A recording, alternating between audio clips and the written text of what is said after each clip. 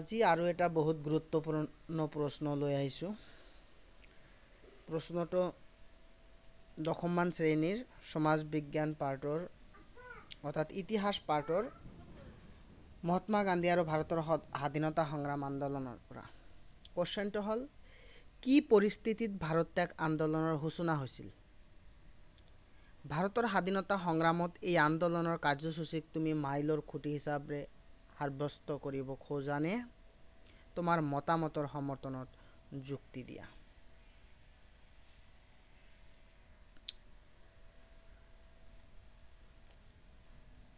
এই প্ৰশ্নটোৰ হ'ল ব্ৰড কোৱেশ্চন। ইয়াৰ উপৰি এই ভাৰত ত্যাগ আন্দোলনৰ পৰা আৰু কিছু শ্বৰ্ট কোৱেশ্চন আহিব পাৰে। ভাৰতবৰ্ষৰ স্বাধীনতা সংগ্ৰামৰ ইতিহাসৰ একেবাৰে শেষৰখন বিদ্ৰোহ কি? তেনেহ'লে উত্তৰত হ'ব ভাৰত ত্যাগ আন্দোলন। এই কুৱেশ্চনটোৰ পৰা আৰু শ্বৰ্ট প্ৰশ্ন আহিব পাৰে, ভাৰত ত্যাগ আন্দোলনৰ মূল শ্লোগান কি আছিল? অৰ্থাৎ ভাৰত ত্যাগ আন্দোলনৰ মূল শ্লোগান আছিল কৰিম কিম্বা মৰিম। ভাৰত ত্যাগ আন্দোলন কেতিয়া আৰম্ভ হৈছিল? আমি সকলোৱে জানো 1942 চনৰ। এই ভাৰত ত্যাগ আন্দোলনক আৰু কি নামেৰে জনা যায়? আমি সকলোৱে জানো ভাৰত ত্যাগ আন্দোলনক আগষ্টৰ বিপ্লৱ নামেৰেও জনা যায়, কাৰণ এই বিপ্লৱ 8 আগষ্ট তাৰিখত আৰম্ভ হৈছিল। ভাৰত ত্যাগ আন্দোলন ক'ৰ পৰা আৰম্ভ হৈছিল? অৰ্থাৎ মুম্বাইৰ পৰা আৰম্ভ হৈছিল। মুম্বাইৰ গোৱালিয়ৰ টেংক নামৰ এখন মৈদামৰ পৰা আৰম্ভ হৈছিল আৰু যি মৈদামখনক আজি ক্ৰান্তি মৈদাম নামেৰেও জনা যায়। তেনেহ'লে আজি যিটো প্ৰশ্ন, সেই প্ৰশ্নৰ উত্তৰ লৈ আহিম। আমি উত্তৰটো কেনেকৈ লিখিম? যে ইউৰোপত যেতিয়া দ্বিতীয় বিশ্বযুদ্ধ আৰম্ভ হৈছিল, গান্ধী আৰু নেহৰুৱে হিটলাৰ আৰু নাচি বাহিনীৰ বিৰোধিতা কৰিছিল। যদিও সম্পূৰ্ণ স্বাধীনতাৰ প্ৰস্তাৱ গ্ৰহণ কৰিলে যুদ্ধত ব্ৰিটিছক সহায় কৰাৰ প্ৰতিশ্ৰুতি দিছিল, কিন্তু ব্ৰিটিছে তেওঁলোকৰ প্ৰস্তাৱ অগ্ৰাহ্য কৰে। তেতিয়া চৰকাৰক হেঁচা দিবলৈ 1940 আৰু 1941 চনত কংগ্ৰেছে এলানি সত্যাগ্ৰহ কাৰ্যসূচী গ্ৰহণ কৰে।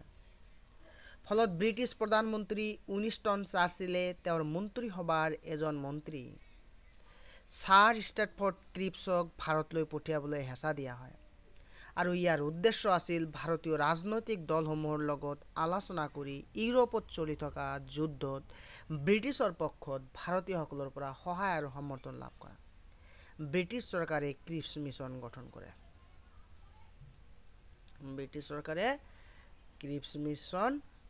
কৰে।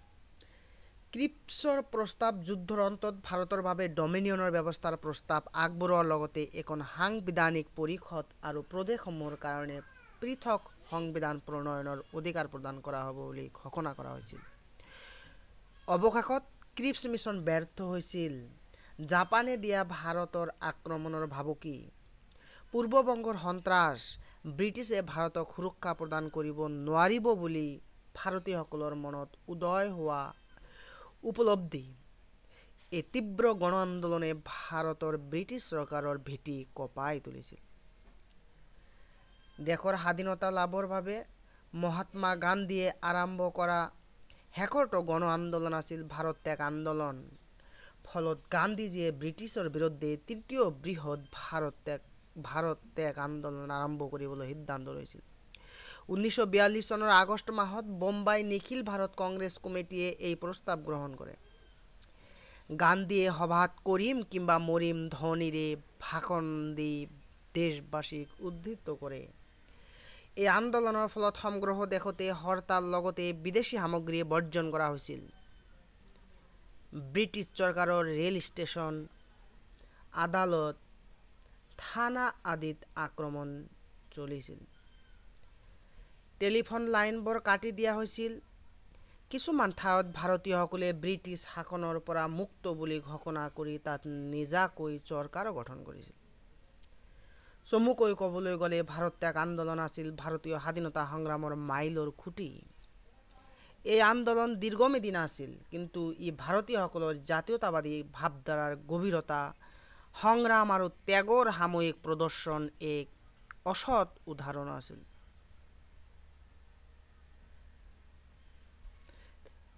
অৰ্থাৎ ইয়াত অলপ ভুল হ'ল যে সংগ্ৰাম আৰু ত্যাগৰ সামূহিক প্ৰদৰ্শনৰ এক উদাহৰণ আছিল, অসৎ নহয়, এক উদাহৰণ আছিল। ছাত্ৰ, মহিলা, শ্ৰমিক আৰু কৃষকসকলে এই আন্দোলনত জঁপিয়াই পৰিছিল। এই ঐতিহাসিক আন্দোলনটোৱে স্বাধীনতাৰ দাবীক জাতীয়তাবাদী আন্দোলনৰ তাৎক্ষণিক কাৰ্যসূচীলৈ পৰিণত কৰিছিল। এই আছিল ভাৰত ত্যাগ আন্দোলন। Thank U.